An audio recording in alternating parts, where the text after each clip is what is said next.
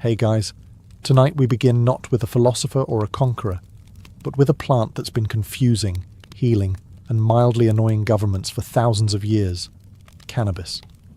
So before you get comfortable, take a moment to like the video and subscribe. But only if you genuinely enjoy what I do here. And let me know in the comments where you're tuning in from and what time it is for you. It's always fascinating to see who's joining us from around the world. Now, dim the lights, maybe turn on a fan for that soft background hum, and let's ease into tonight's smoky little history together. We're in roughly 5000 BCE now, the Stone Age, emphasis on stone. Civilization is still in beta testing. People are inventing pottery, domesticating animals, and dying of things like standing near a mosquito. Somewhere in what's now Siberia, a forager probably tossed cannabis onto a campfire for warmth, took a deep breath, and forgot why they went outside in the first place. Archaeologists later found cannabis seeds in ancient burial sites, which means someone valued this plant enough to take it to the grave, literally. Either it was a sacred ritual or a prehistoric version of "don't bury me without my stash." Given human nature, probably both. At first, cannabis wasn't about good vibes or philosophical musings. It was about survival. The fibers made ropes and clothes, the seeds were edible, and the plant was basically nature's Swiss Army knife. You could sail with it, tie things with it, wear it, and, if you accidentally smoked it, suddenly find the clouds hilarious. Imagine being one of the first humans to inhale it on purpose. No one to explain what's happening, no snacks, no Bob Marley, just raw confusion and a deep conversation with a tree that isn't talking back. Early humans probably didn't think they were getting high. They thought the gods had upgraded their vision. And yet, from that accidental puff, the legend began. A plant that would one day travel the globe, inspire poetry, trigger paranoia, and fund entire reggae albums, all starting with some bored Neolithic farmer who wanted to see what would happen if he set fire to his crops. So, before the word weed even existed, cannabis had already outsmarted us. It found the one species dumb enough to cultivate it, worship it, outlaw it, and smoke it, often in the same century. Humanity, meet your oldest love-hate relationship. Fast forward to 2700 BCE, where China was inventing everything: paper, silk, bureaucracy, and apparently the world's first medical endorsement for getting high. Enter Emperor Shen Nung, known as the Divine Farmer, which sounds noble until you realize it means he spent most of his reign taste-testing random plants to see which ones killed him. The man was basically the world's first drug trial, with no control group. According to legend, Shen Nung discovered hundreds of herbs this way, including ginseng, tea, and yes, cannabis. His book, the Pen to Sao Ching, reads like an ancient yelp for plants. Good for pain, gout, rheumatism, and forgetfulness. Which is impressive, because cannabis probably caused the forgetfulness he was treating. To Shen Nung, weed wasn't a vice. It was medicine. The Chinese didn't roll it up or pass it around. They brewed it into tonics, ground it into powders, and probably called it something wise-sounding like wind in the bones elixir. It treated fevers, calmed nerves, and made people slightly too confident about their poetry. By this point, hemp was everywhere, spun into rope, woven into clothes, written on as paper. Entire towns were basically built out of cannabis. You could live your whole life surrounded by the same plant. Your clothes, your scrolls, your fishing nets, and, if you were lucky, your mild painkiller. It was like living inside an eco-friendly bong. Doctors in ancient China took it seriously. They believed cannabis balanced the body's yin and yang, which is a polite way of saying it chills you out.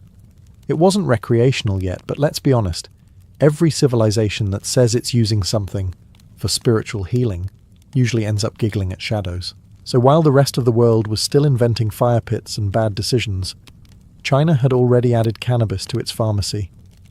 Shen Nung might not have known what THC was, but he knew one thing. It made people stop complaining for a while. And in a world full of famine, floods, and Mongols warming up in the distance, that's what you'd call medical progress. While China was busy bottling cannabis into tonics, and pretending it was strictly medicinal, their neighbours on the open grasslands of Central Asia had a simpler idea. Just burn it and breathe deeply.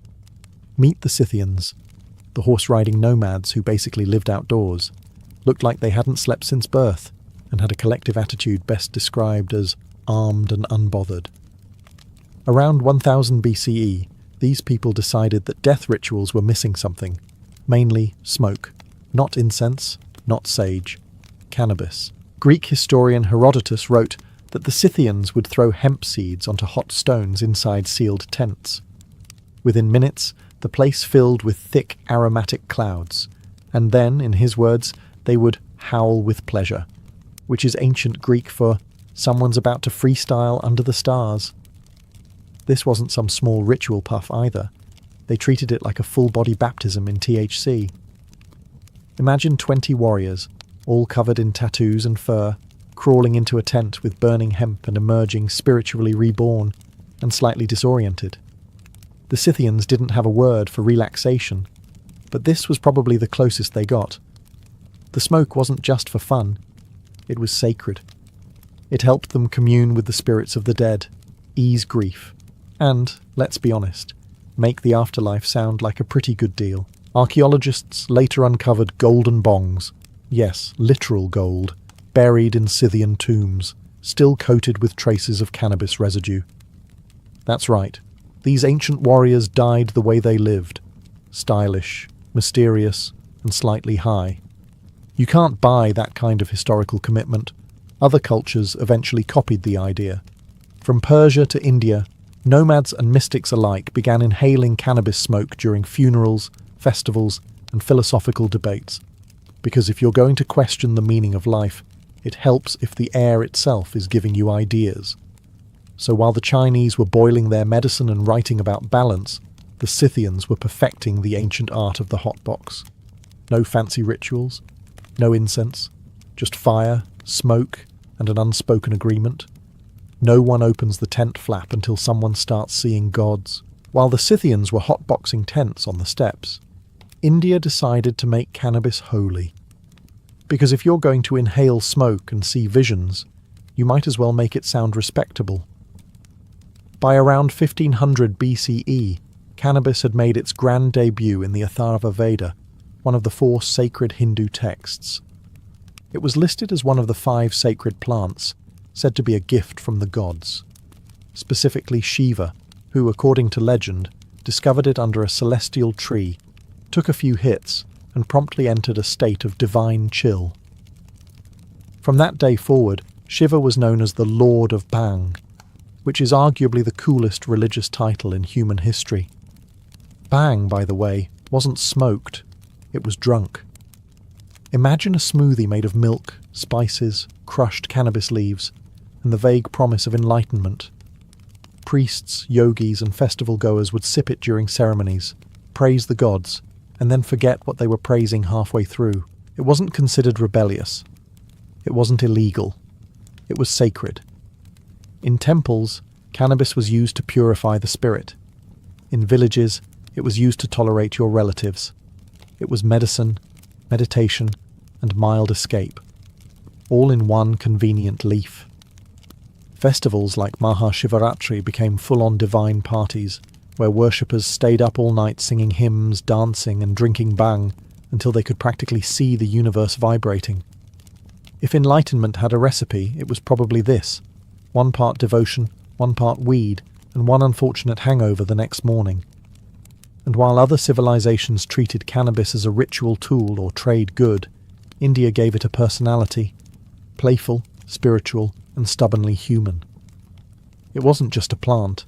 It was a companion on the path to understanding the universe, or at least pretending to. The beauty of it all? No one pretended it was just for health. It was explicitly for joy, transcendence, and occasionally, forgetting that you had 10 more years of drought ahead. So while the rest of the world was coughing in tents, India elevated cannabis to divine status. They didn't just smoke it, they deified it. Because here, getting high wasn't escapism. It was enlightenment, with better snacks. While India was joyfully toasting Shiva with bhang milkshakes, China was taking a more serious approach, because in China, even enlightenment comes with documentation. By around 1000 BCE, cannabis had already made its way into Taoist ritual life, which was basically a mix of meditation, alchemy, and doing weird things in caves to become immortal. Taoist monks believed that burning cannabis incense helped them communicate with spirits and see the future, which, if you've ever tried it, probably looked amazing for the first 10 minutes and terrifying for the next 2 hours. In Taoist texts, cannabis was sometimes called the liberator of sin, which sounds uplifting until you realize it also made people wander into forests trying to hug clouds. Monks would burn it during meditations, claiming it helped them open the gates of perception. Translation: they got so high they could hear their own heartbeat in stereo. China's relationship with cannabis was complicated. It wasn't a party drug. It was a philosophical one. Taoists weren't interested in escaping reality. They were trying to merge with it, which is a fancy way of saying, let's get high enough to think the universe is our roommate. Still, the early Chinese were far too organized to let things get out of hand. Cannabis was carefully measured, mixed with other herbs, and written about in scrolls that probably smelled faintly of smoke and regret. You didn't just light up, you followed a procedure, meditated, and hoped not to levitate into a wall. Meanwhile, Confucians, those eternal killjoys, frowned upon anything that loosened the mind too much. The Taoists said cannabis expanded consciousness. The Confucians said it expanded laziness. It was the first recorded drug policy debate in history, and it ended the same way all of them do, everyone pretending to agree, then doing whatever they want at home. Through it all, cannabis remained the quiet companion of China's mystics. Burned in temples, studied by scholars, and probably blamed for at least one lost manuscript. The result?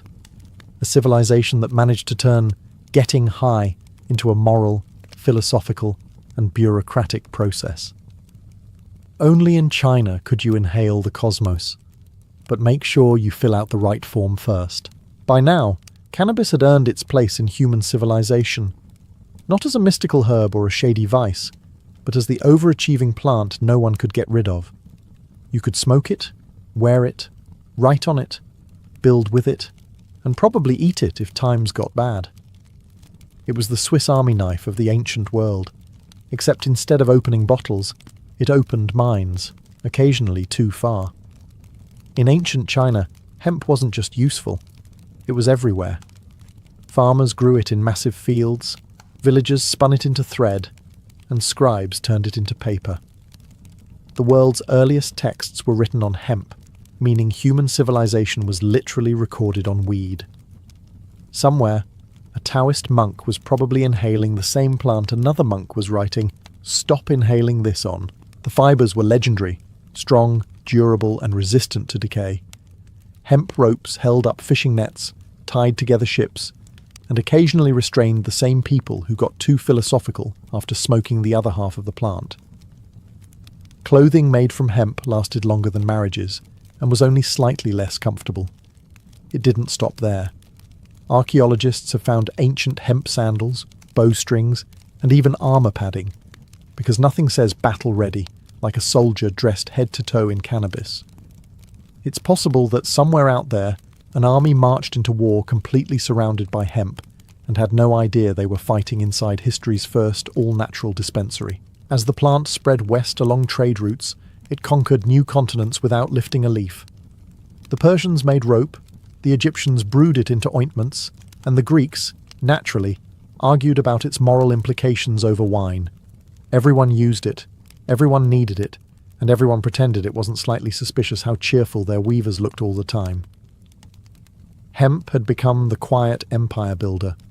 It didn't need swords or soldiers. It simply offered strength, flexibility, and a faintly herbal smell that lingered for centuries. While kings fought over gold, hemp just sat in the corner, waiting for humanity to remember it existed. And eventually, they would.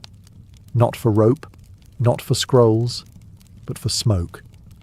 The era of practical use was over. The age of recreational enlightenment was just beginning.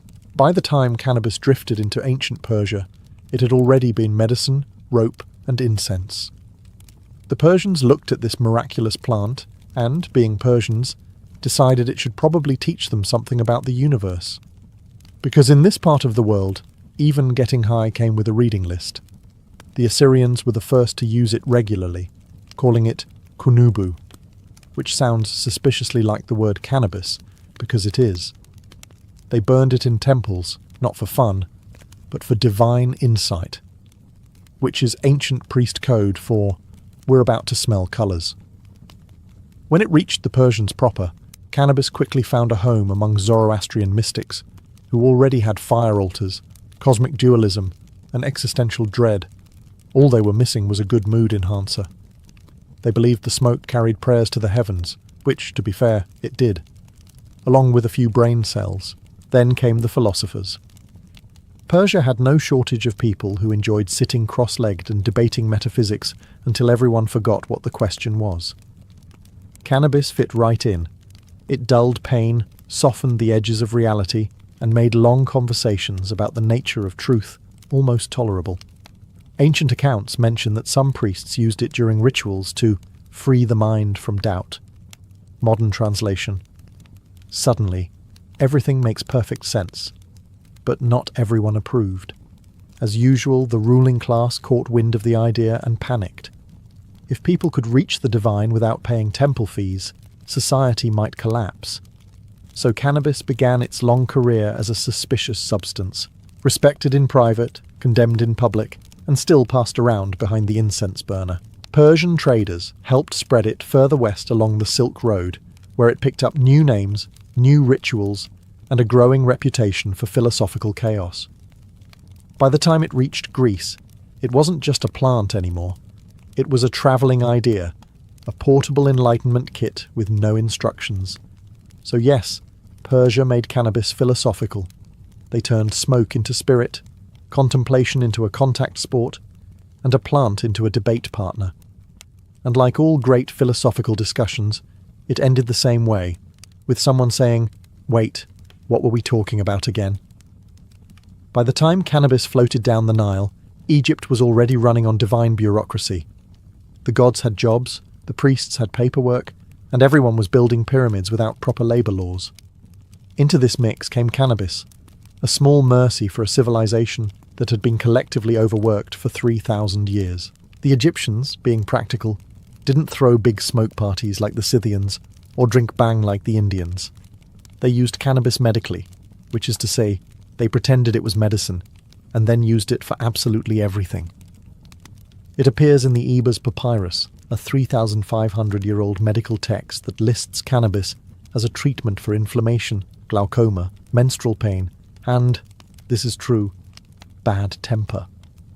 That last one alone could have saved pharaohs from a few wars. The priests were the main gatekeepers of cannabis use.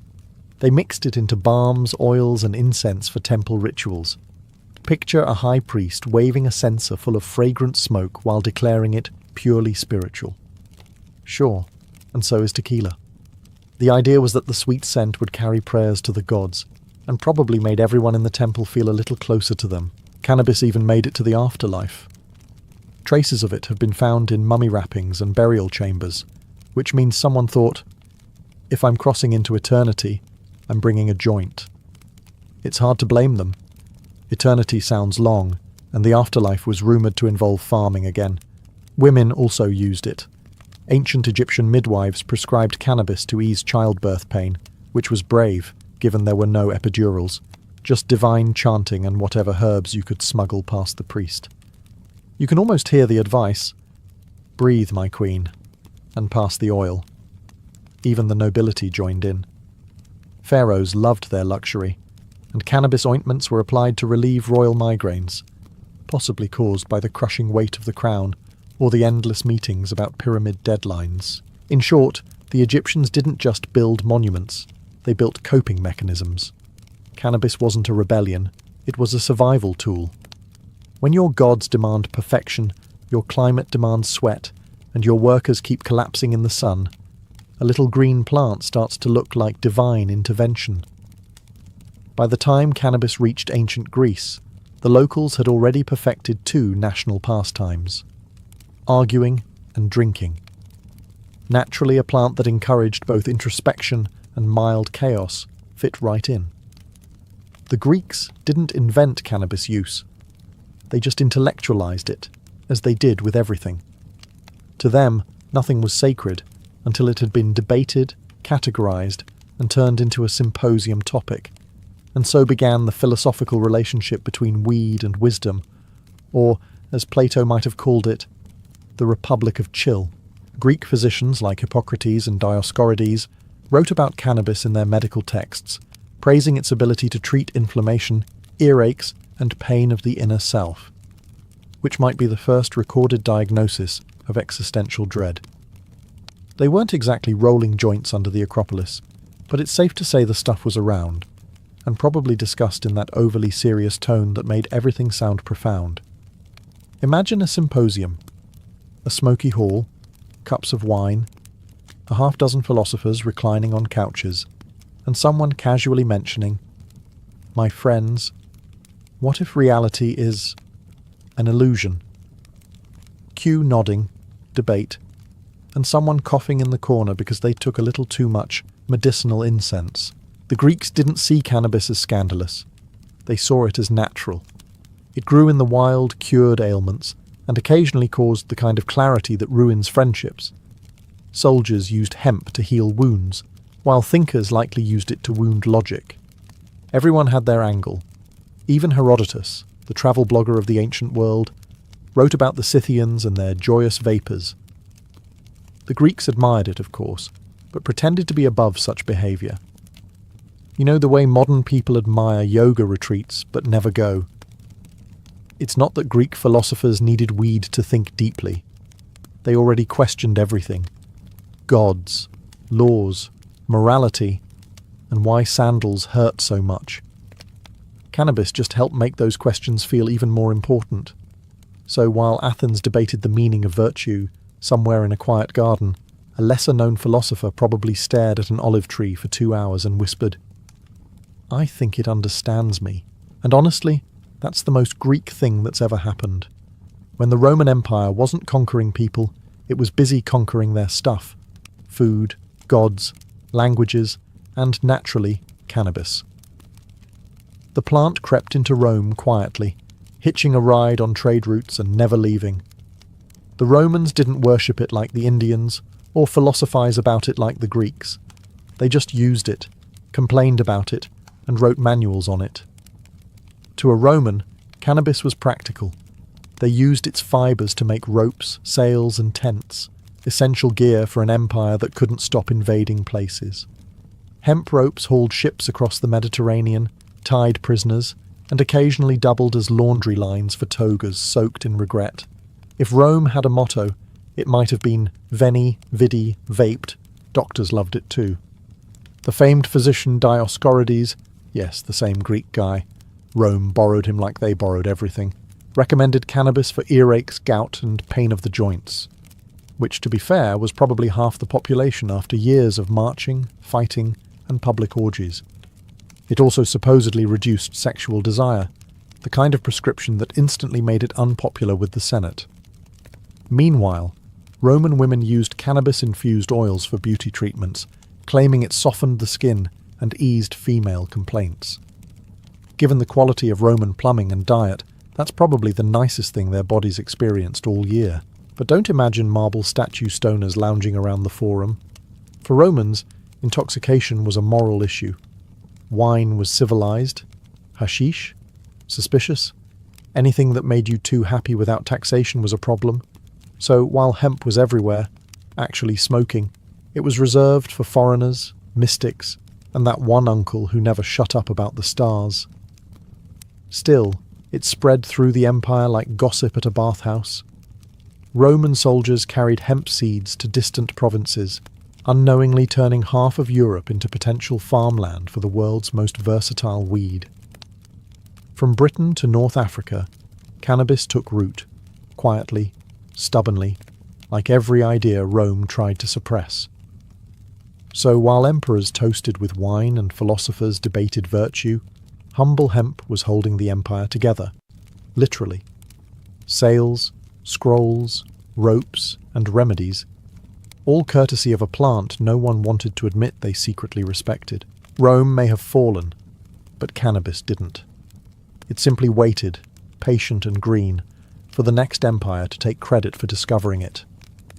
By the time the Silk Road hit its golden age, cannabis had achieved something every empire dreamed of: total globalization without a single battle.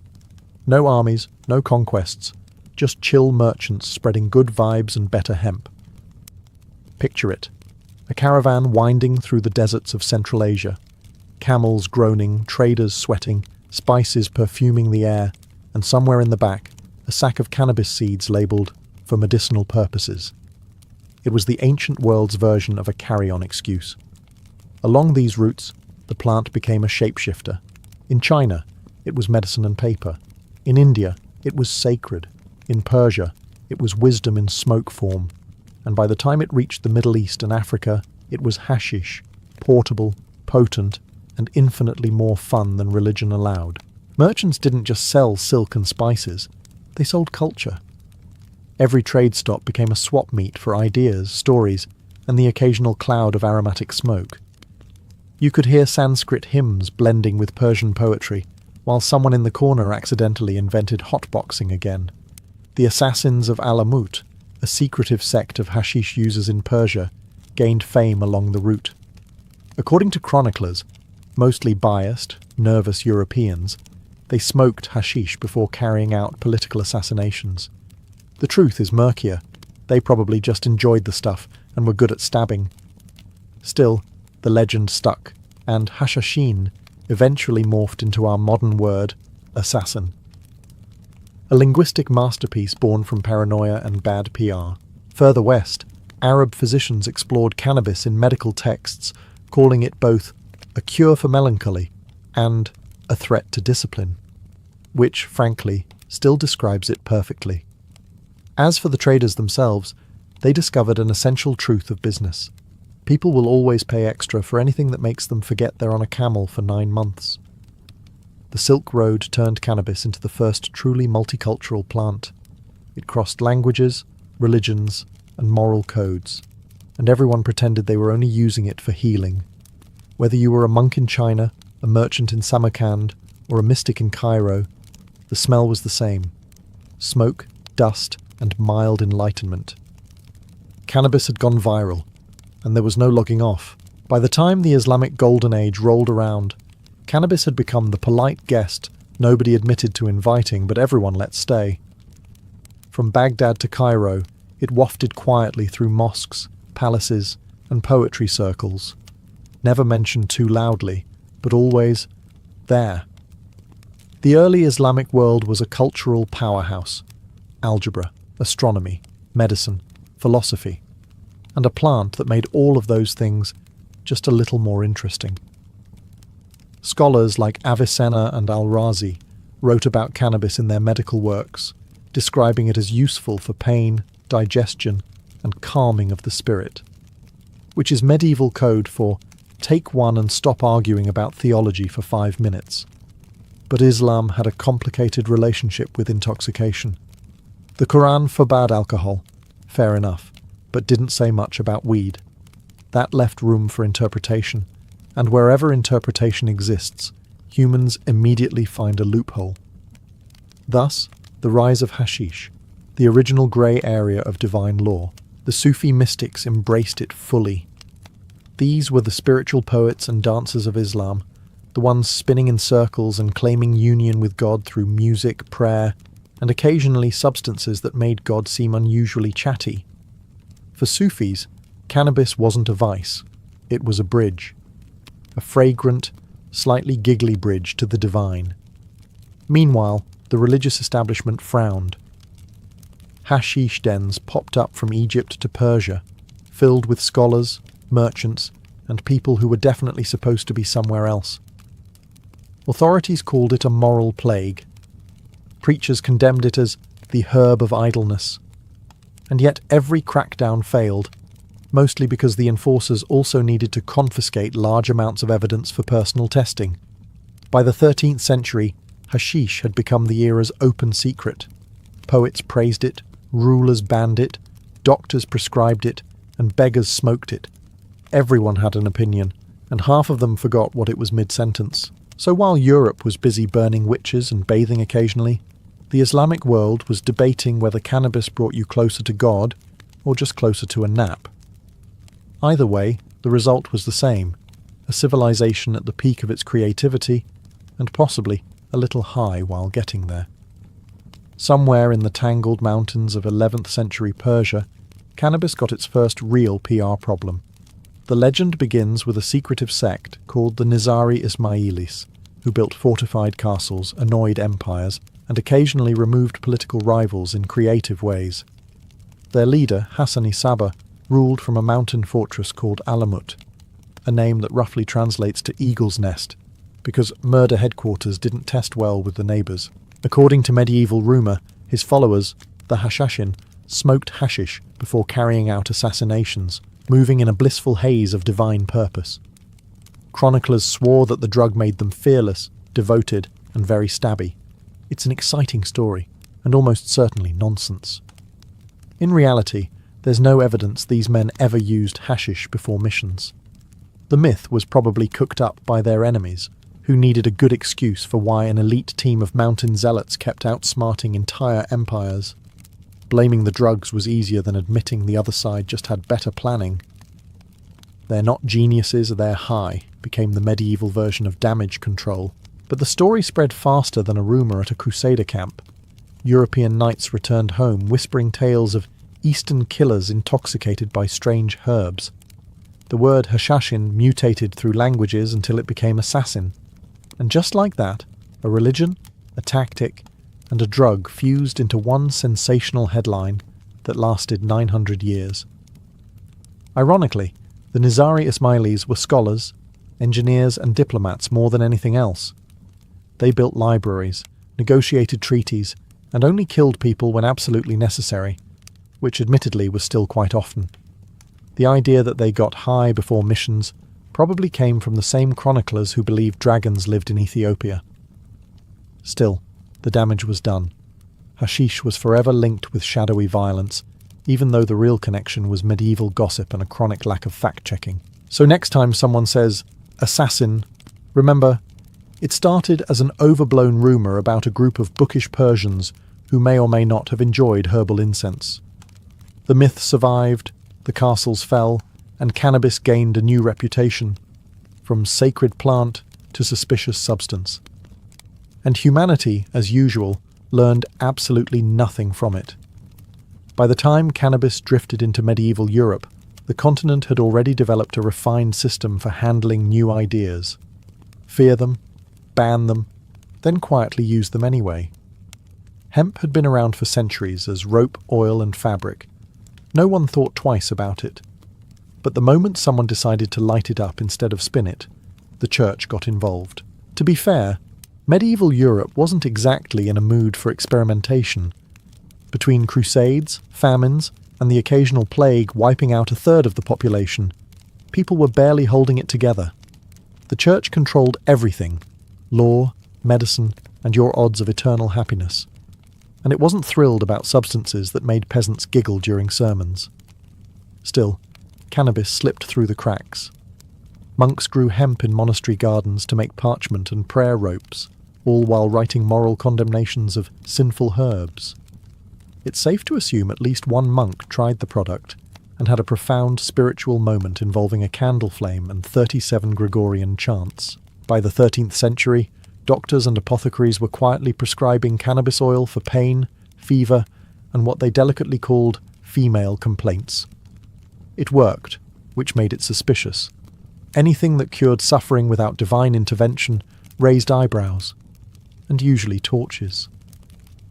The church preferred its miracles to come from heaven, not from someone's backyard.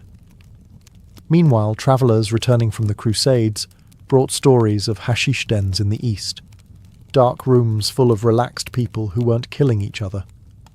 Naturally, Europe found this horrifying. Chroniclers described Saracens who smoke madness into their souls. Translation: they looked happy, which was clearly evil. Before long, cannabis joined the growing list of things the church disapproved of: pagan rituals, heresy, women reading, and now good moods. Officially, it was labelled a devil's herb. Unofficially, it was still being used by midwives, herbalists, and anyone with chronic back pain and a realistic view of God's priorities. So, Europe managed to take a versatile, harmless plant and turn it into a moral crisis, a skill it still hasn't lost. Hemp stayed legal as long as it behaved, but the moment it hinted at pleasure, it was excommunicated. Thus began Europe's longest-standing tradition, being both terrified of and dependent on the same thing. By the late Middle Ages, cannabis had done what most humans couldn't: survived everything. Empires rose and fell, languages changed, entire civilizations burned. And yet, the same scrappy green plant just kept growing wherever people were stressed and soil existed. Europe used hemp for everything: ropes, sails, paper, and clothing.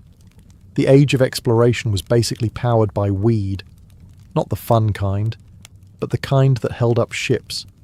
Columbus wouldn't have made it to the New World without hemp rigging, hemp caulking, and probably hemp underwear. So yes, in a way, cannabis accidentally discovered America. Still, its reputation remained divided. To the working class, it was a practical crop. To doctors, it was medicine. To the church, it was one more thing to blame for moral decay. Every group needed it, hated it, or both, which is more or less the story of civilization. By the Renaissance, scientists were dissecting everything from corpses to philosophy, and cannabis quietly snuck back into medicine cabinets. Apothecaries sold it for pain, seizures, and sleeplessness. Poets hinted at it in verse. And while Europe still officially frowned upon pleasure, it had also just invented gin, so judgment was a bit selective. Then came the colonial era, where cannabis sailed across oceans again, this time in every direction. The Spanish planted it in the Americas, the Portuguese took it to Africa, the British industrialized it. Every empire claimed it was introducing a useful agricultural resource, which is history's polite way of saying, we're cashing in. By the 19th century, cannabis had gone from sacred to scandalous to scientific. Victorians used it in tinctures for nerves, sleep, and hysteria, while politely ignoring that half their society was addicted to laudanum. Doctors praised it. Artists painted about it. Then, as always, governments panicked and outlawed it, because nothing frightens authority like people being relaxed. And yet, here we are, thousands of years later, still debating the same plant. A plant that outlived pharaohs, philosophers, popes, and prohibition. It built ships, healed wounds, started myths, and occasionally made people stare at wallpaper for hours. Humanity keeps trying to control cannabis, but somehow it always slips through our fingers. One puff, one poem, one perfectly rolled piece of history at a time. Rome, 1480. A city so drenched in sin that even the angels were rumoured to carry handkerchiefs over their noses. Into this perfumed cesspool of power and corruption was born Lucrezia Borgia, daughter of Cardinal Rodrigo Borgia, the man who would later become Pope Alexander VI. From the moment she drew her first breath, Lucrezia wasn't so much a child, as she was a political pawn in human form. Her father, Rodrigo, wasn't known for restraint. He had mistresses, children, enemies, and probably a few people who were both. Her mother, Vanozza dei Catane, was one of his long-time lovers, a Roman widow with ambition and patience, enough to tolerate a man whose moral compass pointed strictly toward personal gain. Together, they produced several children, but Lucrezia was the jewel, intelligent, charming, and suspiciously useful. By the time she could walk, deals were being made in her name. Imagine being 6 years old and already promised to secure an alliance between noble families who'd never even met you. That was Lucrezia's reality. Her early education wasn't about dolls or prayers.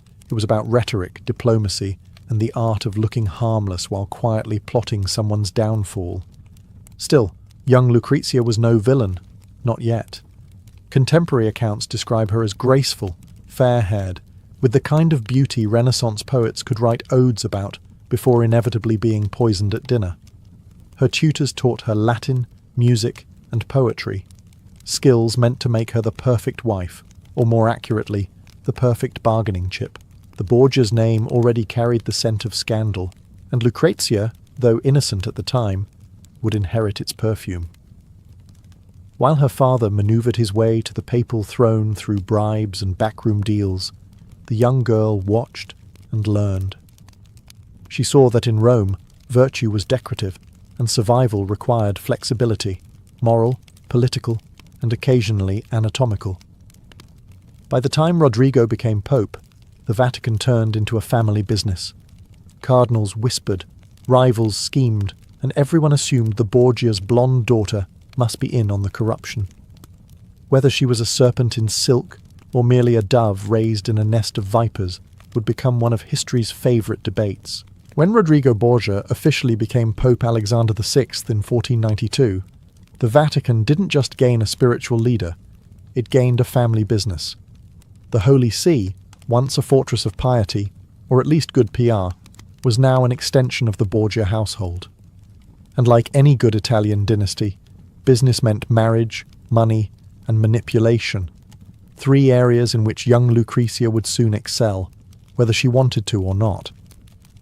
At 12 years old, Lucrezia was already being traded across Europe's noble families like a particularly elegant chess piece. Her first engagement was to a Spanish nobleman, Don Cherubino Juan de Centelles, but that alliance fell through faster than a papal promise of reform. Her second fiancé, a noble from Naples, suffered a similar fate once his usefulness expired. You could say Lucrezia's love life was less about romance and more about diplomacy with jewellery. By 14, her father arranged her marriage to Giovanni Sforza, Lord of Pesaro, a man twice her age and half as cunning. The union was purely strategic, cementing ties between the papal throne and one of Italy's most powerful families. The wedding, of course, was a lavish affair. Rome's nobility dined beneath frescoed ceilings, toasted with golden goblets, and politely ignored the fact that the Pope's daughter was now a walking political treaty. Behind the smiles and lace, Lucrezia played her role flawlessly. She was charming, well-mannered, and spoke like an angel. Unfortunately, angels didn't last long in Vatican politics. Her husband soon found himself out of favour when the Borgias shifted alliances, and when the Borgias shifted, it usually meant someone was about to vanish, resign, or fall ill. Giovanni Sforza didn't wait for divine intervention. He fled Rome, accusing the Pope and Lucrezia of an affair. Yes, he actually accused his wife and father-in-law of incest. It was a scandal that made Rome gasp and snicker in equal measure. Lucrezia, barely 16, became the talk of Europe, her name whispered in every court as both victim and temptress. But the Borgias didn't crumble under gossip. They turned it into strategy. The Pope declared her marriage null on grounds of non-consummation, which must have been awkward for everyone involved. Giovanni was humiliated, Lucrezia was free, and the game of alliances continued. After her first marriage was neatly erased from history by papal decree, Lucrezia didn't have long to rest. Her father, ever the multitasker, had a new plan, and it came wrapped in Neapolitan silk. Her next groom would be Alfonso of Aragon, a handsome young prince and the illegitimate son of the King of Naples. The match promised stability for the Papal States, and more importantly, a useful alliance in the endless Italian power shuffle. Lucrezia, now 17, seemed genuinely happy for once. Alfonso was close to her age, reportedly kind and easy on the eyes, a refreshing change after Giovanni Sforza, whose only talent had been paranoia. The pair had a son, Rodrigo, named after her father, because who doesn't want to remind everyone of the family brand at every possible occasion? For a brief and shining moment, the Borgias looked almost respectable, but respectability doesn't sell in Renaissance Rome. Political winds shifted faster than morality, and soon the alliance with Naples soured. Her brother Cesare Borgia, charming, brilliant, and occasionally homicidal, decided that Alfonso was suddenly inconvenient. In Borgia speak, that meant doomed. One summer evening in 1500, assassins attacked Alfonso on the steps of St. Peter's Basilica. He survived the first attempt, a miracle really. But while recovering in his chambers, someone strangled him. Eyewitnesses claimed Cesare's men did it. Others whispered that Lucrezia herself had held the pillow. The truth, as with most Borgia stories, was probably somewhere between horror and rumour. Lucrezia reportedly wept bitterly, and it's hard to say whether her tears were for love lost or power slipping away. The Vatican spun a tale of bandits, but no one believed it. Rome's gossip mills ran hot. The Pope's daughter, the poisoner, the Black Widow of the Tiber. Whether or not she was guilty, her reputation was sealed tighter than a confessional door. Yet, rather than collapse, Lucrezia adapted. She learned the fine art of appearing fragile while quietly surviving everyone who crossed her. She retreated to convents for reflection, or, as cynics claimed, to wait out public outrage. By 18, she had already been married twice, widowed once, and accused of more crimes than most cardinals. But the game wasn't over. The next marriage would not just secure her family's power, it would transform her from papal pawn to duchess. In 1502, at the age of 22, Lucrezia Borgia became the Duchess of Ferrara, and for once, not everyone was horrified. Her marriage to Alfonso d'Este, heir to the powerful Este family, was less a romantic leap and more a desperate political calculation. The Borgias needed respectability after a decade of blood, rumours, and accidental deaths. Ferrara, on the other hand, needed papal favour and a hefty dowry. In short, everyone held their noses and smiled. When Lucrezia arrived in Ferrara, she brought with her wagons of gold, fine fabrics, servants, musicians, and a reputation so toxic it could wilt the city's roses. The Este court, renowned for its refinement, didn't know what to make of her. Courtiers whispered that she carried poison in her rings, that her perfume was laced with arsenic, and that kissing her hand might be fatal. One poet even wrote that her smile contained both heaven and hell. He wasn't wrong, it was Renaissance Italy after all. But to their surprise, Lucrezia didn't come to destroy Ferrara. She came to rebuild herself. Instead of scandal, she offered culture. She turned the court into a glittering centre of art and music, hosting poets, scholars, and philosophers. Even Niccolò Machiavelli, who wasn't easily impressed, spoke of her political grace. For a woman whose name had become a curse, Lucrezia's reinvention bordered on miraculous. Her marriage to Alfonso wasn't particularly affectionate. He was more interested in cannons than conversation, but it was stable. He valued her intellect and trusted her to manage affairs while he was away. She became the duchy's unofficial diplomat, negotiating between feuding powers and writing letters that dripped with tact and charm. Still, ghosts from Rome lingered.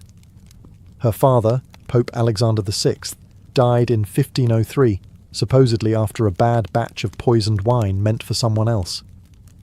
Cesare Borgia's empire crumbled soon after. Overnight, the Borgia name went from untouchable to unmentionable. Lucrezia, ever pragmatic, quietly distanced herself from her infamous past. In Ferrara, she was no longer the Pope's daughter or the alleged poisoner. She was the Duchess, elegant, composed, and determined to outlive the legends that haunted her. And for a time, she succeeded. The serpent of Rome had shed her skin, and what emerged was a woman of astonishing poise. But peace, in her world, never lasted long. By the time the ink dried on her Ferrara marriage papers, Lucrezia's world had already begun to unravel. Her father, Pope Alexander VI, died in 1503, and the circumstances of his death were pure Borgia irony. The story goes that he and Cesare accidentally drank poisoned wine intended for someone else. Whether divine justice or poor labelling, the result was the same. The mighty patriarch was gone, and the family's web of influence began to dissolve faster than holy water on a hot brazier. For Lucrezia, it was both freedom and disaster. Without her father's protection, the Vatican turned on the Borgias like wolves. Her brother Cesare, the family's brutal enforcer, lost everything: his lands, his armies, his political leverage. Captured, imprisoned, and eventually killed in Spain, he became a tragic echo of his former self. The man who once made princes tremble now bled out on a roadside at 31. The fall of the Borgias left Lucrezia stranded in a sea of enemies. In Rome, her name was synonymous with sin. In Ferrara, it was still a polite scandal. The courtiers whispered about her family's downfall, the poisonings, the incest, all the familiar bedtime stories of the Renaissance. Yet she didn't flinch. If anything, she became quieter, colder, more calculating. In letters to allies, Lucrezia wrote with a tone of melancholy grace, describing herself as a woman of misfortune. It was a careful choice of words. She never denied her past. She simply outlived it.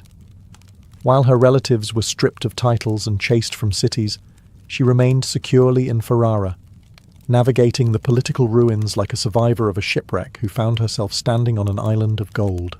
Her husband Alfonso, initially wary of his infamous bride, began to rely on her more. She handled correspondence, managed estates, and entertained ambassadors with a level of refinement that made her indispensable. The Duchess of Ferrara might have been born in scandal, but she had mastered the art of endurance. Still, there was an invisible shadow in her chambers, the knowledge that her family's name would never be cleansed. Rome had fallen silent about the Borgias, but silence, as Lucrezia knew, was rarely innocent. It was the kind of silence people use when they're waiting for the next rumour to be true. By the early 1510s, Lucrezia Borgia had completed the most improbable transformation in Renaissance Italy, from the Vatican's scandalous daughter to one of its most admired duchesses. Her court in Ferrara became a sanctuary for poets, painters, and philosophers, a sort of cultural rehab centre, where tortured geniuses could complain about the Pope over good wine. Under her patronage, Ferrara blossomed into a jewel of the Italian Renaissance. She sponsored writers like Ludovico Ariosto, whose Orlando Furioso would become a literary masterpiece. Musicians such as Josquin des Prez and Antonio de Cabezon performed at her court, filling the ducal palace with sacred hymns and suspiciously secular ballads. The Duchess herself played the lute, wrote poetry, and hosted salons that made Florence's Medici circles look downright provincial. What made Lucrezia remarkable wasn't just her taste, it was her subtle power. While Alfonso obsessed over fortifications and artillery, the man could talk about cannon calibers for hours, she handled diplomacy with velvet gloves. Ambassadors from France, Spain, and Venice wrote of her intelligence and charm, often adding, with thinly veiled awe, that she seemed nothing like her family. Still, whispers followed her everywhere. Visitors would glance around the grand halls of Ferrara, admire the frescoes, sip her wine, and then quietly ask whether she still kept a vial of poison among her perfumes. The Renaissance loved nothing more than redemption wrapped in suspicion. Privately, Lucrezia's life was less glamorous. She bore several children, endured miscarriages, and faced the cold practicality of a husband more soldier than lover. Yet she never allowed tragedy to define her. In letters, she spoke of faith, music, and the peace of the soul, words that sounded less like confession and more like self-preservation. Her relationship with the church remained complicated. She funded monasteries and charities, perhaps out of guilt, or perhaps because in Italy, salvation was just another investment. She even befriended reform-minded clerics, though always with careful distance. After all, when your family once ran the papacy like a crime syndicate, you don't get to preach about holiness. In Ferrara, Lucrezia had built what Rome had denied her, legitimacy. But the Renaissance had a cruel sense of timing, and even duchesses who escaped their pasts could not escape mortality. By 1512, Lucrezia Borgia's carefully rebuilt life began to crack beneath the weight of grief. Her elegant Ferrara court, once alive with laughter, poetry, and debate, turned sombre. The woman whom Europe had once painted as a temptress was now defined by loss. Her son Rodrigo, the child she had with Alfonso of Aragon years before, died suddenly at just 12 years old. The boy had been living in Naples, far from his mother's reach, and the news hit her like a dagger dipped in memory. Letters from the time describe her anguish in chilling detail. "I am left with no comfort," she wrote to a confidant, "except the prayers I whisper at dawn."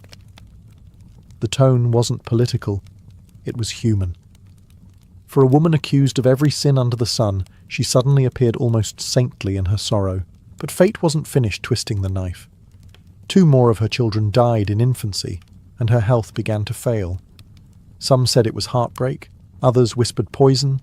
Old habits die hard. But the truth was simpler. Years of childbirth, stress, and the Renaissance's poor medical hygiene had taken their toll. Yet, even as tragedy closed in, Lucrezia's dignity only deepened. She turned increasingly toward religion, not in the fire and brimstone way of her papal father, but with a quiet, personal devotion. She corresponded with monks, gave generous donations to convents, and spent long hours in prayer. The court chroniclers, those same men who once called her the Viper of Rome, began to refer to her as the Christian Duchess. Her husband Alfonso, a man more comfortable with cannons than condolences, reportedly grew to admire her resilience. He even began to rely on her judgment again, though she was often ill and withdrawn.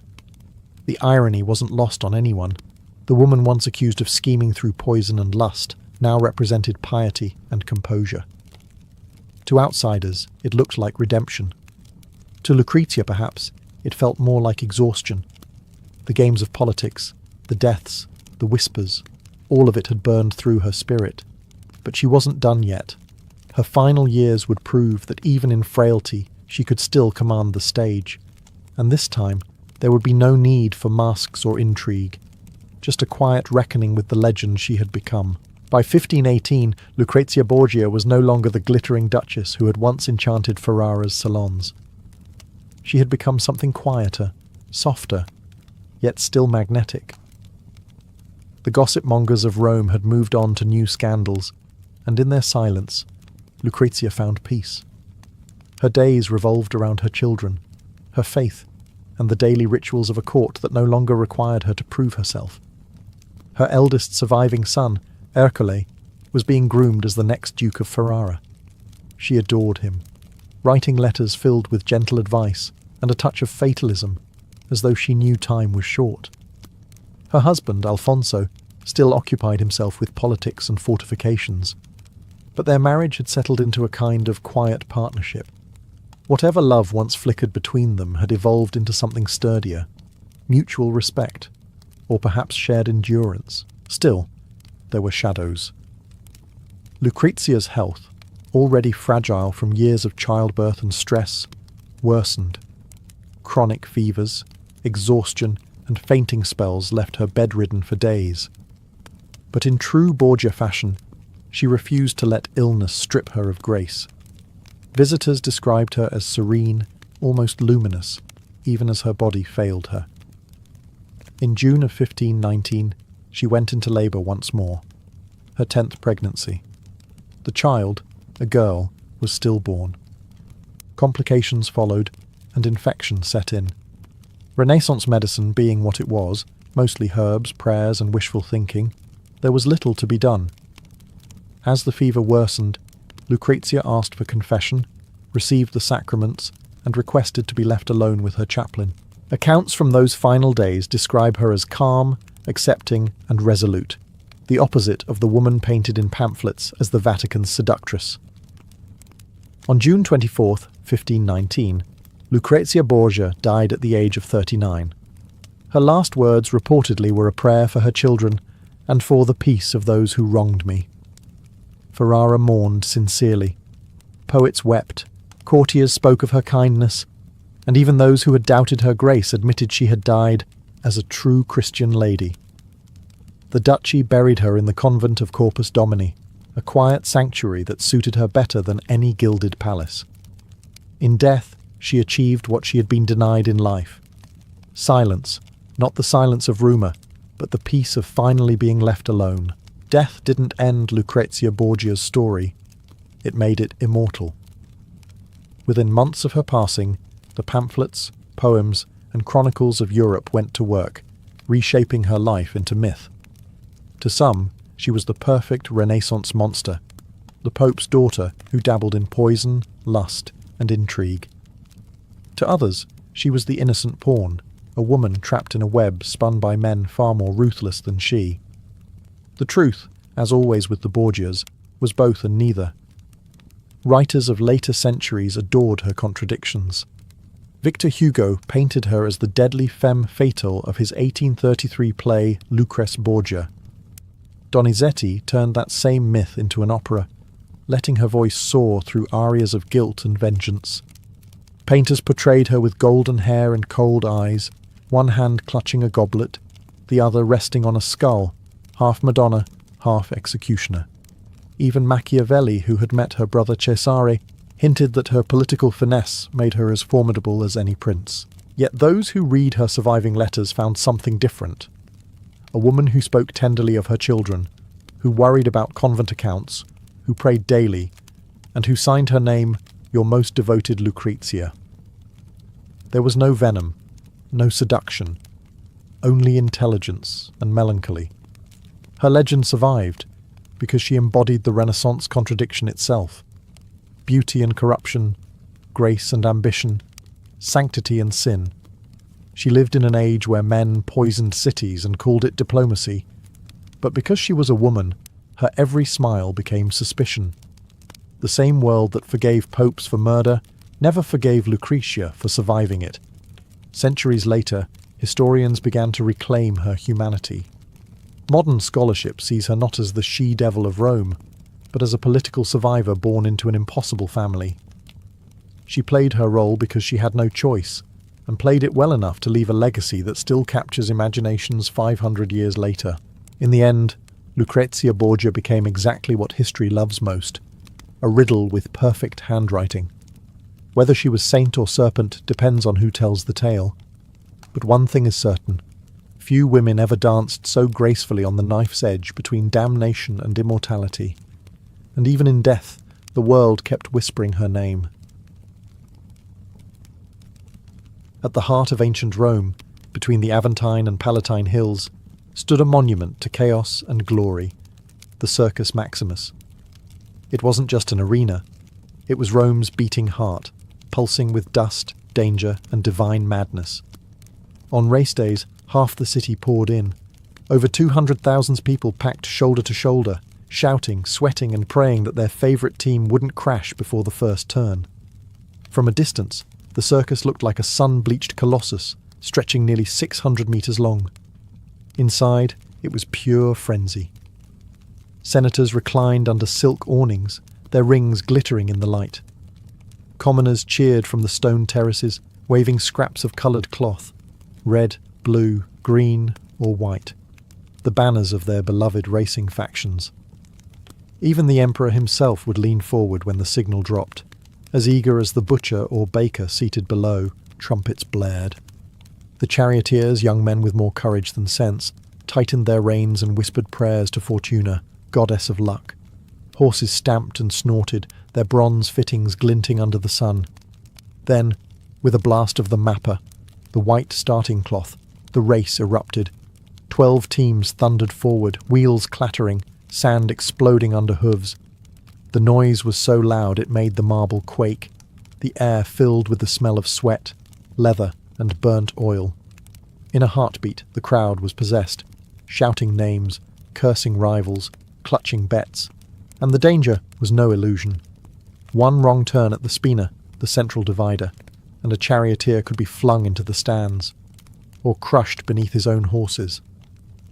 Death came fast in the circus, but so did fame. A victorious driver could earn the adoration of thousands, his name sung in taverns for weeks. To Romans, the circus wasn't just entertainment, it was religion in motion. Each race felt like a prayer, each crash like divine punishment.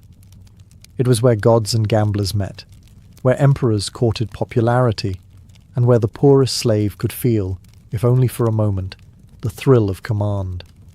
And as the dust settled, one truth echoed through the roaring arena. Rome lived for the race, and sometimes it died for it. If the Circus Maximus was Rome's heart, its pulse was divided into 4 colours: red, blue, green, and white. These were more than racing teams. They were tribal identities, political loyalties, and emotional addictions rolled into one. Every Roman belonged to a faction, whether born into nobility or scraping by as a beggar. To wear a team's colour wasn't fashion, it was faith. The Reds were hot-tempered, fiery, and loved by the working classes. The Whites carried the aura of old money and tradition.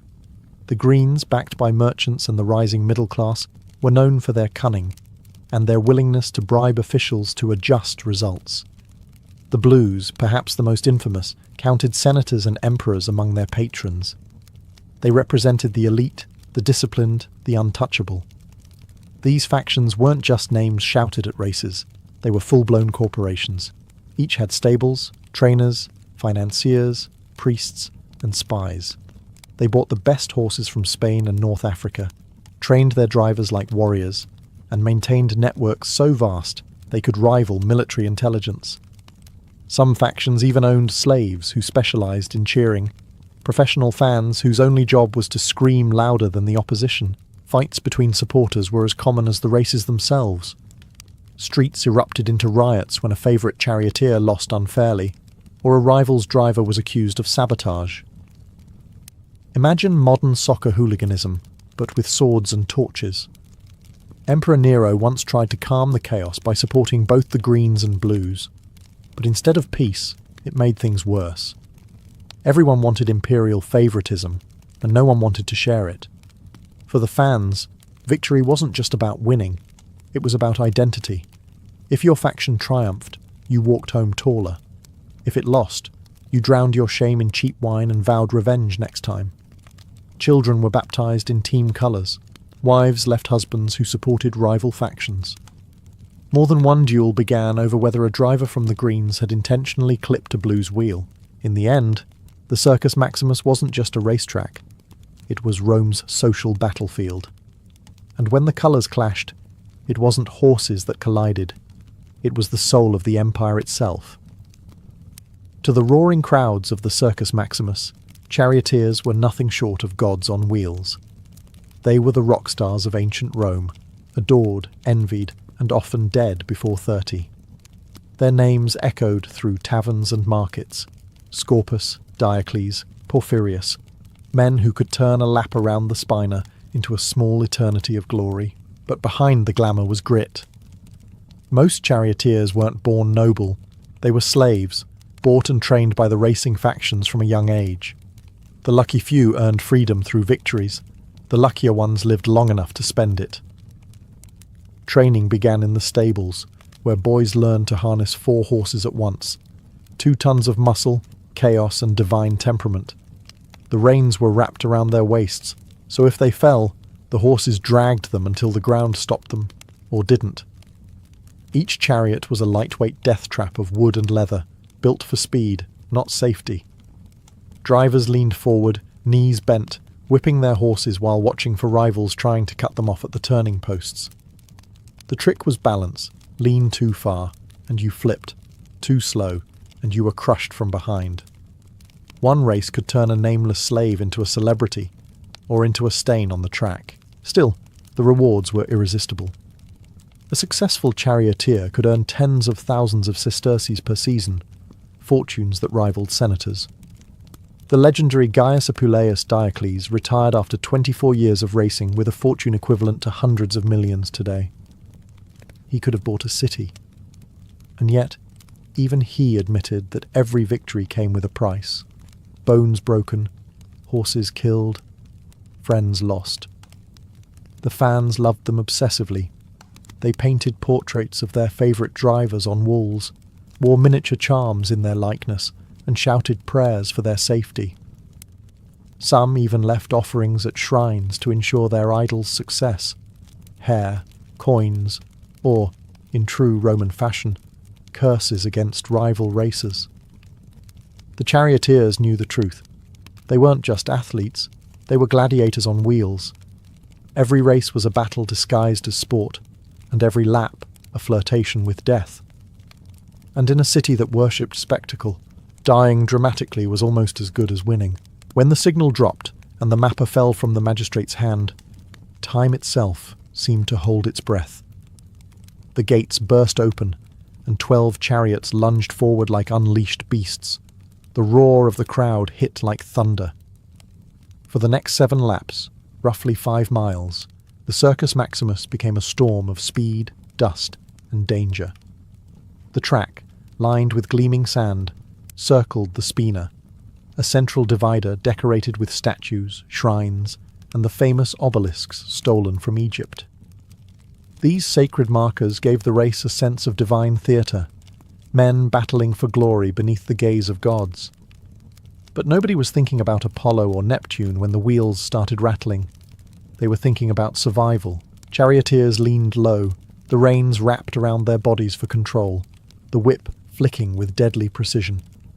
The 4 horses, a team called a quadriga, had to move as one organism, each responding to the driver's slightest twitch. The outside horse set the speed, the inside one, the angle of the turn. If even one faltered, the entire chariot could shatter like pottery. The most dangerous part of the race was the meti, the turning posts at either end of the spina. Here, men gambled their lives for inches. A skilled driver hugged the post so close that his wheel might scrape stone. A careless one clipped it and went flying. Crashes, called naufragia, shipwrecks, were the crowd's favourite spectacle. Horses screamed, wood splintered, and bodies were flung into chaos. The crowd howled with bloodthirsty glee. Women fainted, gamblers tore their tunics, emperors leaned forward in fascination. Even when a charioteer fell, the race didn't stop. The next driver simply steered around the wreckage, sometimes using fallen rivals as obstacles to block the competition. Each lap was marked by the turning of bronze dolphins or eggs mounted along the spina. Simple counters, but they drove the tension to fever pitch. 6 dolphins down, 1 to go. The crowd screamed itself hoarse, and when a driver crossed the finish line, dust-caked and trembling, the noise could shake the heavens. It wasn't about horses or skill anymore. It was about Rome itself, reckless, magnificent, and utterly addicted to the roar of victory. Beneath the thunder of hooves and cheers, another war raged. One fought with coins, curses, and pure obsession. Betting at the Circus Maximus wasn't a side hobby. It was Rome's unofficial religion. Senators, soldiers, and slaves all gambled on the races, united by one universal truth. Fortune favoured no one for long. Bookmakers prowled the stands with wax tablets, taking wagers on everything. The winning colour, the number of crashes, even whether a favourite's horse would make it past the first turn. Spectators handed over coins like offerings to the gods, whispering their hopes to Fortuna, the goddess of chance. For many, she was more reliable than Jupiter himself. The sums were staggering. Wealthy patricians bet entire estates on a single race, while poor labourers staked their week's pay hoping to strike it rich. Some won fortunes overnight. Others ended the day half naked, having sold their cloaks to pay debts. It wasn't uncommon for a gambler to hurl himself from the stands after a crushing loss, a dramatic exit the Romans almost admired. The charioteers themselves were part of the gamble. Factions bribed stable hands for inside information, whether a horse was sick, a driver injured, or a wheel sabotaged. Rumours spread faster than wildfire, and the odds changed with every whisper. Rome, ever the empire of spectacle, turned even deceit into entertainment. But betting wasn't just about money. It was tribal warfare disguised as sport. Faction supporters fought in the streets after bad races, blaming corruption, divine injustice, or sheer bad luck. During one infamous riot, fans of the Greens and Blues set parts of the city ablaze, because apparently sportsmanship was not a Roman virtue. Even emperors couldn't resist the fever. Caligula reportedly bet enormous sums on his beloved green faction, and once threatened to execute a charioteer who lost him a race. Nero, never to be outdone, entered as a driver himself, and of course declared victory even after falling out of the chariot. At the Circus Maximus, money flowed like blood, and both were spilled freely. The crowd didn't just watch the races, they lived them, bled for them, and sometimes died because of them. For Rome, it wasn't gambling. It was destiny, just with worse odds. In the age before marble statues and imperial cults stole the spotlight, charioteers were the true celebrities of Rome. These men, lean, sunburned, and usually one crash away from oblivion, wielded fame greater than generals. Their portraits hung in taverns, their names were carved into walls, and their fans screamed louder than the legions. Gaius Apuleius Diocles became the Michael Jordan of the Circus Maximus. He raced for 24 years, switching factions like modern athletes switch teams for better contracts. By the end of his career, he'd won nearly 1,500 races and earned a fortune so immense that he could have fed all of Rome for a year, or at least thrown the most expensive dinner party in history. Then there was Scorpus, the golden boy of the greens, young, dashing, and almost too fast for his own good. He won 2,000 races before dying in a crash at just 26. The crowd wept, as though Jupiter himself had fallen from the sky. His tombstone still reads, "I carried off the victory palm 1,000 times, but I was cheated of my youth." These men weren't noble, but the Romans didn't care. The public adored them because they defied everything Rome's rigid society stood for. A slave could rise higher than a senator if he could handle the reins. Freedmen, foreigners, even those born into poverty became idols through sheer daring. It was the most democratic form of worship the empire ever knew, and with fame came indulgence. Successful drivers lived like kings, expensive villas, servants, lovers, and more wine than a Bacchic feast. The factions guarded them like prized war horses, offering bribes, bodyguards, and sometimes poison to keep rivals away. There were fan clubs, groupies, and jealous street gangs. When a driver changed teams, riots could erupt, as if Julius Caesar himself had switched sides mid-battle. They were adored and hated in equal measure, praised for their skill, cursed for their arrogance, immortalized in mosaics and graffiti. For Rome's masses, these men embodied everything thrilling and terrible about their world: glory, danger, and the promise that anyone, no matter how low born, could touch immortality. In a city of emperors, it was the charioteers who made the people truly roar. To the untrained eye, the Circus Maximus looked like a racetrack. To anyone who lived in Rome, it was the most powerful political arena in the empire. The roar of the crowd wasn't just about horses, it was about loyalty, ideology, and control. Emperors knew this all too well. A happy mob was a quiet mob, and the fastest way to keep them quiet was with bread and circuses, panem et circenses. Politicians sponsored races to buy favour. The bigger the games, the more generous the host appeared. New emperors often opened their reign with extravagant races, showering coins into the stands as if sprinkling holy water. The crowd roared not only for speed, but for gratitude. Temporary, fleeting, but enough to keep daggers out of imperial backs. The factions themselves were miniature political parties, each with its own patrons in the Senate and the palace. The Blues often represented the conservative elite, the establishment class, the kind who toasted Jupiter before raising taxes. The Greens drew support from merchants and the working poor, always restless, always louder. This rivalry occasionally turned deadly. Faction riots erupted in the streets, tearing apart neighbourhoods and temples alike. Even the emperors took sides. Domitian supported the Greens. Caligula adored the Blues so passionately that he once dined in their stables. Nero, ever the performer, declared himself charioteer of all factions, though conveniently he always won. The crowd knew the races were rigged, but pretending not to notice was part of the fun. The circus became Rome's pressure valve.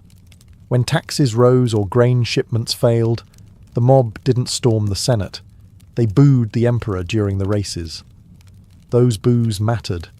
One poorly received spectacle could spark uprisings.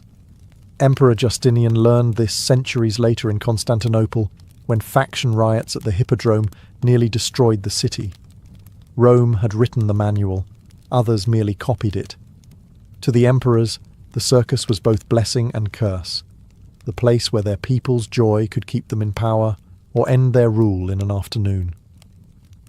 Every lap around that track was more than sport. It was a metaphor for Rome itself, swift, brilliant, and always one turn away from disaster. The Circus Maximus was Rome at its most dazzling and at its most brutal. Beneath the cheers and music lay a ritual of destruction. Races were spectacles of life and death, and Romans, ever honest about their appetites, found both equally thrilling. Crashes, or naufragia, shipwrecks, were the soul of the show. They happened so frequently that spectators began to treat them as divine interventions. When a chariot smashed into the spinner, some swore they saw the gods deciding fates. Horses screamed, wheels splintered, and drivers were flung like rag dolls. The lucky ones were trampled instantly. The unlucky were dragged around the track by their own reins until only the horses crossed the line. Yet the crowd cheered louder for death than for victory. The circus wasn't a place for mercy. It was a mirror of Roman values. Discipline, courage, and spectacle mattered more than survival.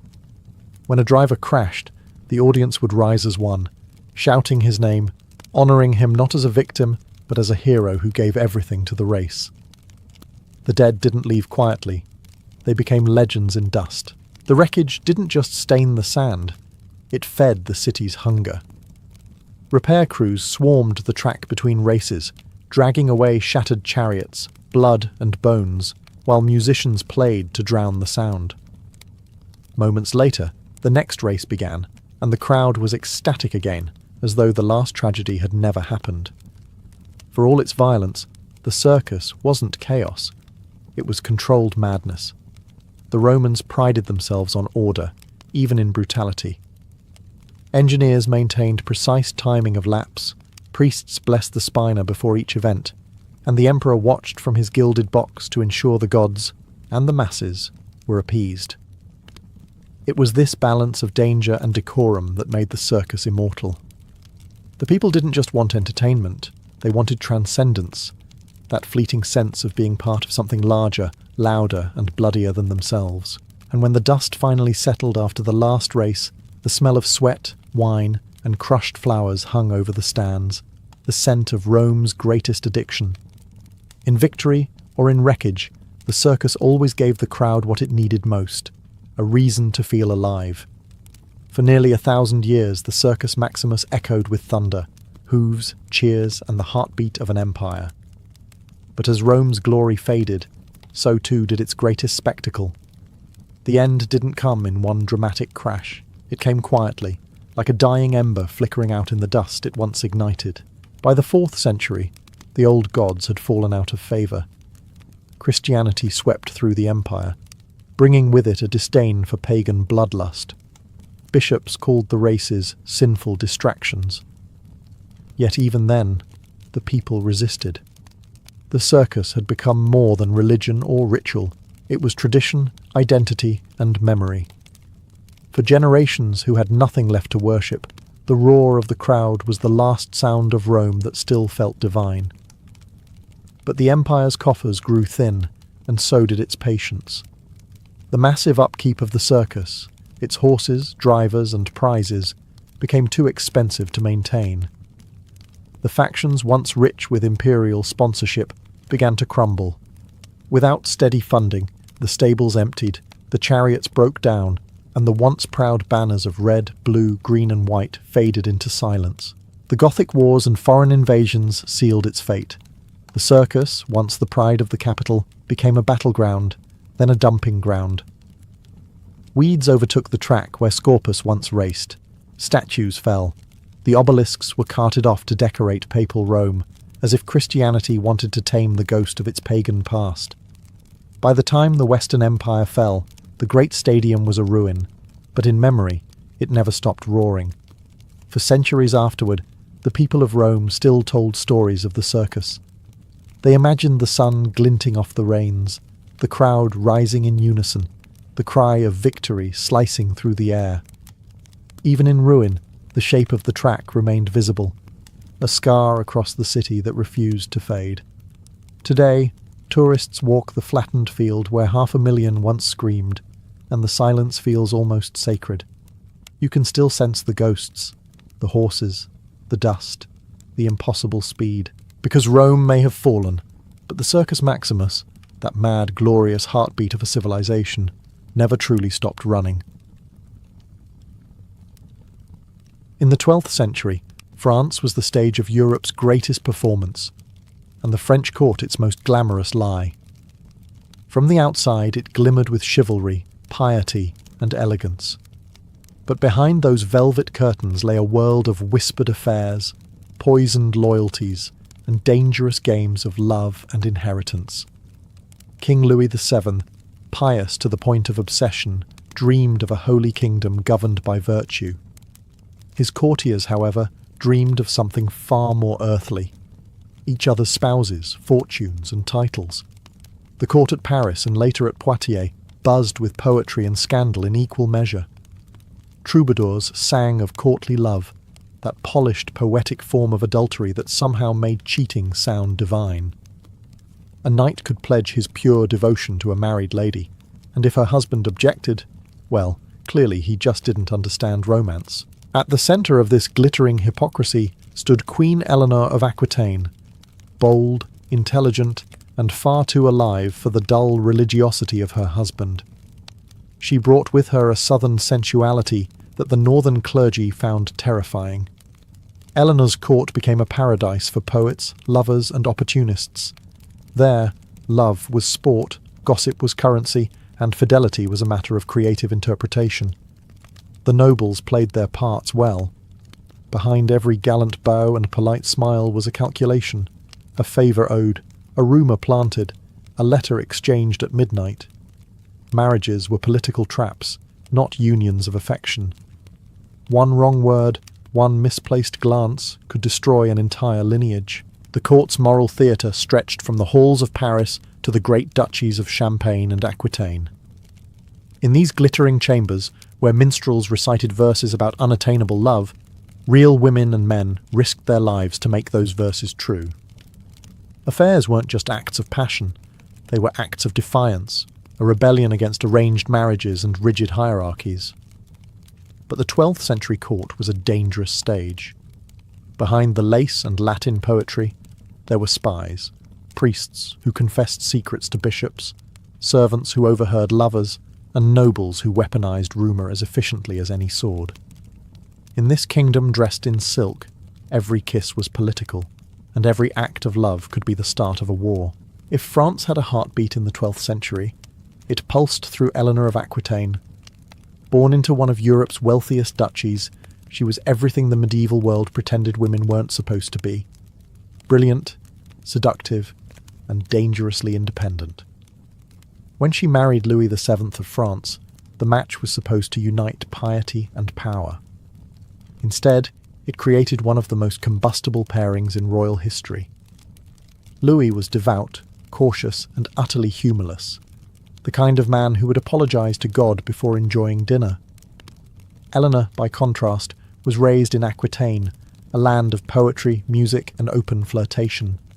She found Louis's court stifling, his priests exhausting, and his obsession with confession particularly inconvenient for her ambitions. The Queen's charisma drew poets, knights, and even crusaders into her orbit.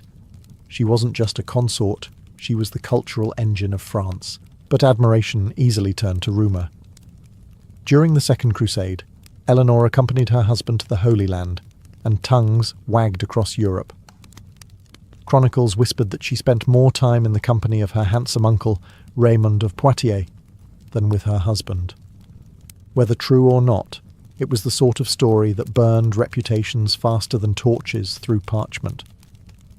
When the royal couple returned to France, the marriage was a corpse wearing a crown. Louis, humiliated and convinced of divine punishment, sought annulment. Eleanor, meanwhile, didn't mourn. She strategized. Within weeks, she secured a marriage to Henry of Anjou, soon to become Henry II of England. It was one of the boldest political moves in medieval history. The woman who had been Queen of France now became Queen of England, and brought half of southwestern France with her. Paris was scandalized. Bishops condemned her immodest haste. Nobles whispered that no woman could change kings so easily without witchcraft. But Eleanor didn't need witchcraft, only intelligence and timing. She had turned personal humiliation into geopolitical triumph. With her departure, the French court lost its brightest flame. But in England, Eleanor's story, and her appetite for intrigue, was just beginning. The scandalous queen had merely changed kingdoms, not her nature.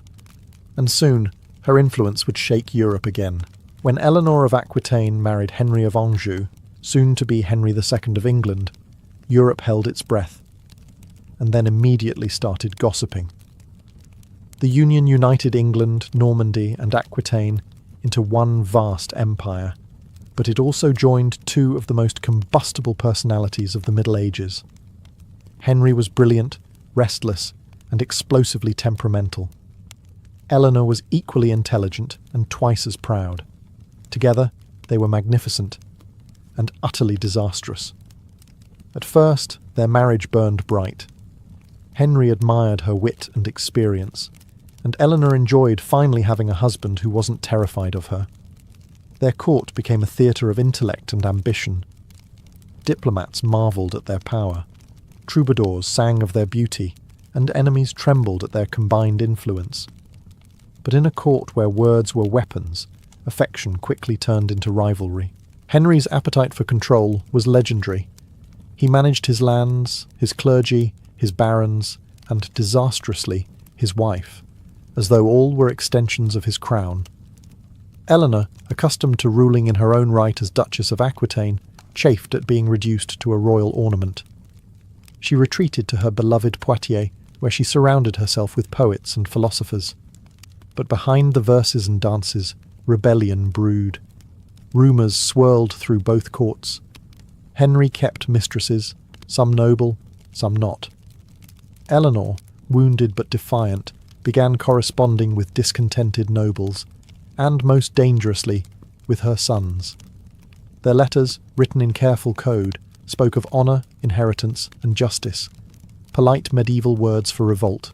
The turning point came when Henry's relationship with Rosamund Clifford, his longtime mistress, became public.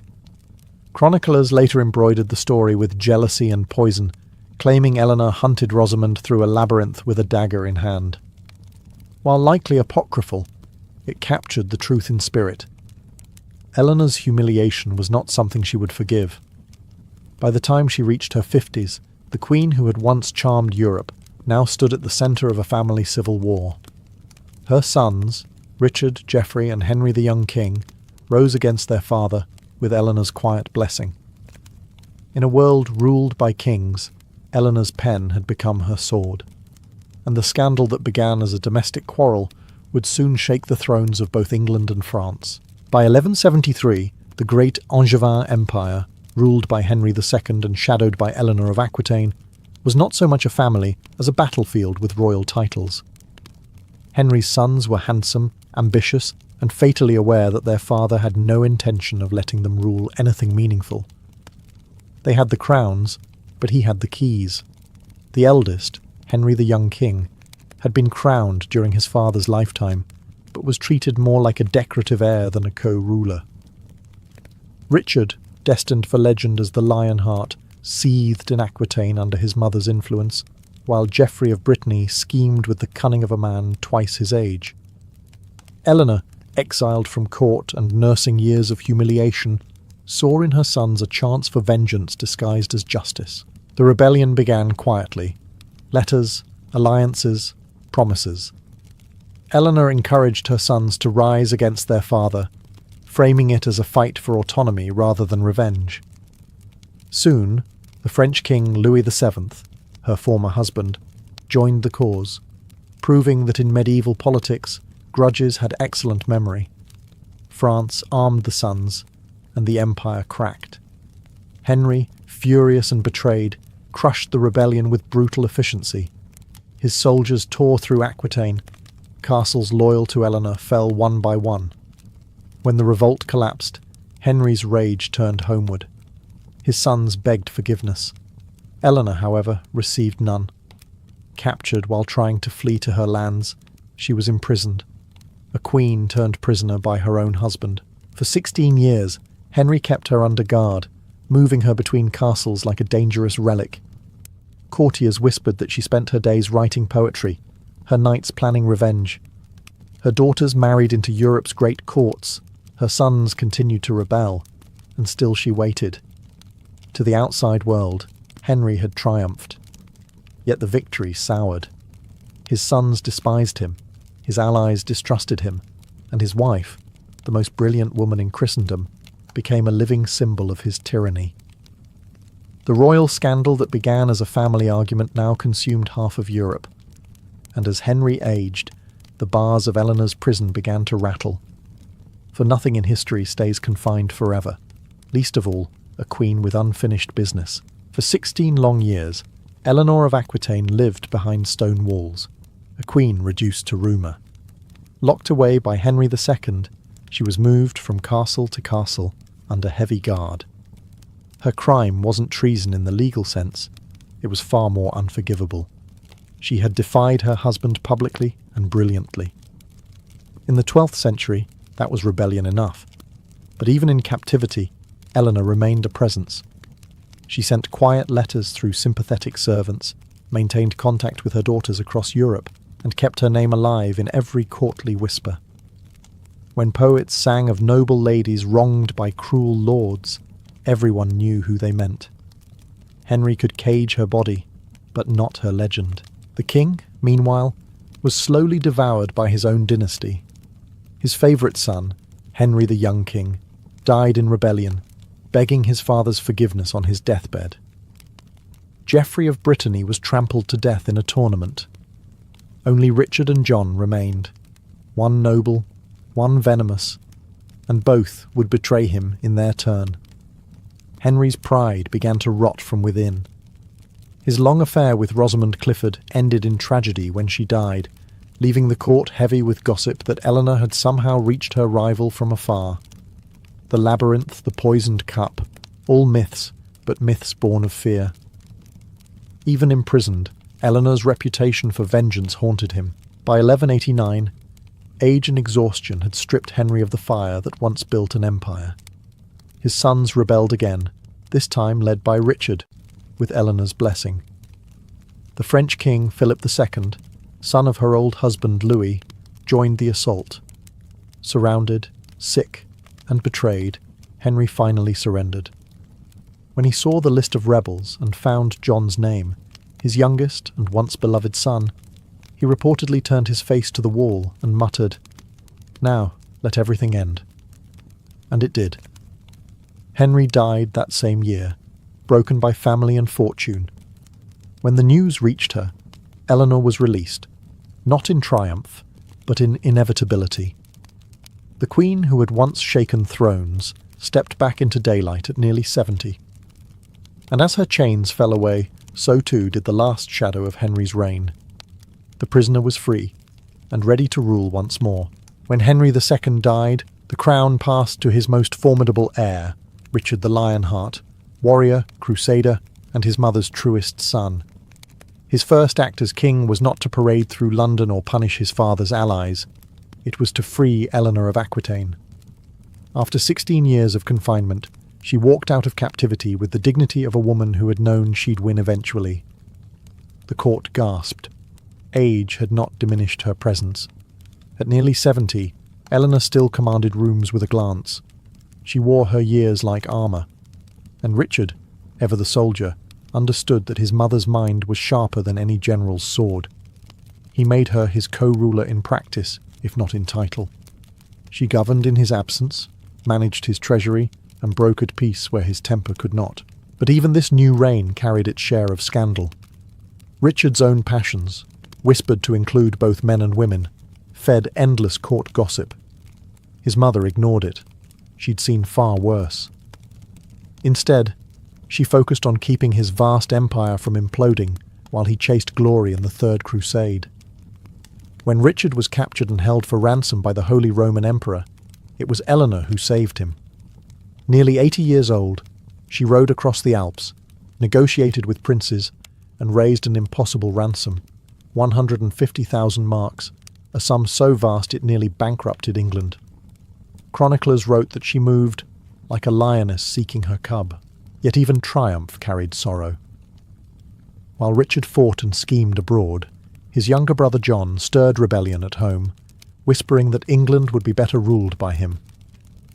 It was a familiar story, sons turning against mothers, brothers against brothers. Eleanor, weary of dynastic poison, once again found herself standing between loyalty and survival. When Richard finally returned, the people of England celebrated the heroic king. But those who looked closely saw the truth.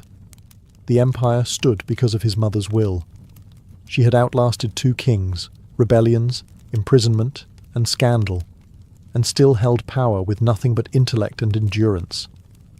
In a world that sought to silence her, Eleanor had become the voice of stability, the queen who ruled not by sword, but by sheer unyielding resilience. Even after Richard the Lionheart returned from captivity, Eleanor of Aquitaine knew peace in her family was a luxury she'd never enjoy. Richard's rule brought glory to the battlefield, but chaos to the throne room. His endless campaigns drained the treasury, and his absence left a vacuum that his brother John eagerly filled. The same John who had once betrayed their father and plotted during Richard's imprisonment. Eleanor, ever the strategist, saw through John's charm. He was clever, yes, but also petty, suspicious, and greedy.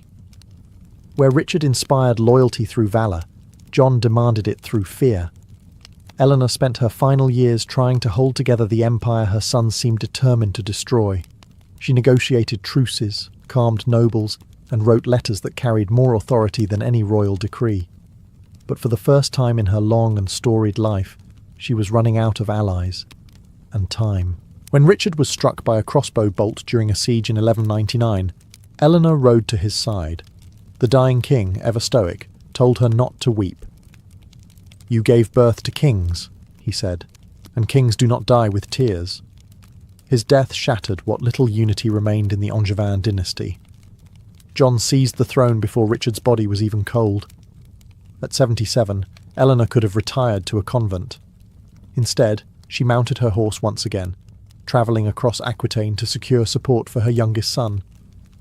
Even those who despised John respected her. She was, after all, Eleanor of Aquitaine, a name that still carried the weight of empires. But John's reign quickly descended into intrigue and suspicion. He quarrelled with barons, alienated the church, and betrayed those who had once protected him. Eleanor, wise enough to see the pattern, withdrew gradually from court, her heart heavy with the knowledge that she had raised both lions and jackals. Her last great act came when she arranged the marriage of her granddaughter Blanche of Castile to the French heir, a gesture meant to secure peace between 2 realms long soaked in each other's blood.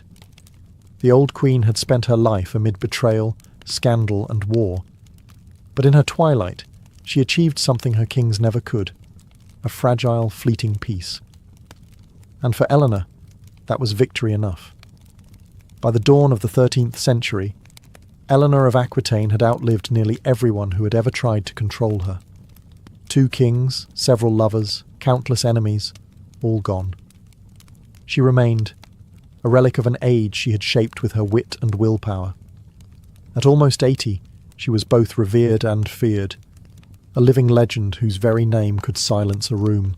From her residence at Fontevraud Abbey, Eleanor ruled not from a throne, but from correspondence. Her letters moved armies, negotiated treaties, and reconciled estranged nobles. Kings and bishops still sought her counsel, knowing that age had not dulled her instincts. Chroniclers called her a woman whose heart was never conquered, though she had spent her entire life surrounded by men who tried. Yet the whispers never ceased. To the church, she remained suspect. Too worldly, too intelligent, too proud. To the poets, she was the embodiment of courtly love, the muse who had made adultery poetic and scandal fashionable. To her descendants, she was a reminder that royal blood often came with a taste for chaos. Her lineage would define Europe for centuries. Through her sons and daughters, she became the ancestor of kings of England, France, and Castile. The great wars that would later tear these kingdoms apart, including the 100 Years' War, could trace their roots back to her dynastic web. Even in death, Eleanor ensured that Europe would never forget her. But it wasn't just her political legacy that endured. She had changed the role of queenship itself. Before her, royal women were pawns. After her, they were players. Eleanor's life had redefined what it meant to be powerful and female in a world ruled by swords and sermons. She ruled through influence, through charm, through intellect, a subtler form of conquest that outlasted every empire her husbands built. In 1204, Eleanor passed away peacefully at Fontevraud, where she was buried beside Henry II and Richard the Lionheart, two men who had loved her, defied her, and never truly escaped her shadow. Her tomb, carved with serene dignity, shows her reading a book. Not a rosary, not a sword, but a story. Fitting, perhaps, for the woman who spent her life rewriting the script of power, scandal, and survival. Long after Eleanor of Aquitaine was laid to rest at Fontevraud Abbey, the French court she had once dazzled continued to live in her shadow. Her name became shorthand for everything that made the 12th century glitter and rot at once. The dangerous mix of passion, politics, and pride that no priest could ever quite cleanse from the kingdom's conscience. In Paris, troubadours still sang of queens who loved too boldly and knights who fell too far. But everyone knew the songs traced their origins to Eleanor's own salons, the courts of love she once held in Poitiers, where noble women judged cases of infidelity with the gravity of bishops and the humour of sinners. Those tales of romantic lore became the foundation of chivalry, yet they were born from gossip and scandal. The irony was deliciously medieval. Her descendants inherited not only her lands but her talent for controversy. Her son, John of England, would become infamous for betrayal and tyranny. Her grandson, Louis IX of France, would spend his life trying to sanctify the royal image she had so artfully tarnished. The French chroniclers who came after her couldn't decide whether to condemn or worship her, and so they did both. To some, she was Jezebel in silk. To others, the last great mind before the darkness of war. Even centuries later, writers like Jean Froissart and Christine de Pizan painted her as both sinner and saviour, the woman who turned adultery into art and rebellion into diplomacy. The Church never forgave her independence. Historians never stopped being fascinated by it. She was the scandal that refused to die. And perhaps that was her greatest triumph. While men like Henry and Richard filled chronicles with their battles, Eleanor's battlefield was human nature itself. She ruled not through armies, but through influence, the most enduring weapon of all. By the time the 12th century gave way to the 13th, the ideals of courtly love, political intrigue, and royal scandal had become inseparable from French identity. Behind the hymns and heraldry still lingered the echo of her laughter, the sound of a queen who had outwitted kings, rewritten morality, and made scandal itself a form of immortality.